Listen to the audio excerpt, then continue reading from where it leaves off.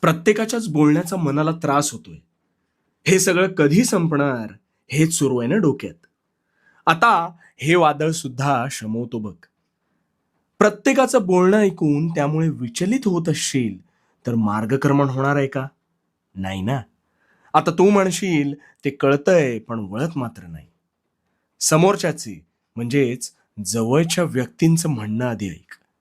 नाही पटलं तर स्वतःची बाजू त्यांना शांतपणे मांडून सांग. त्रागा करून तुला अधिक त्रास होतो. तरीही नाहीच पटलं आणि तुला एखादी गोष्ट सर्व स्तरावर योग्य वाटत असेल तर त्यानुसार पुढे जा. मग हा असाच का बोलला हा विचार कधीच करू नकोस. प्रत्येकाची मानसिकता, विचार करण्याची पद्धत ही वेगळीच असते. आता हाताची पाचही बोटं सारखी नसतात हे कायम ध्यानात ठेव. आता एक रामबाण उपाय सांगतो.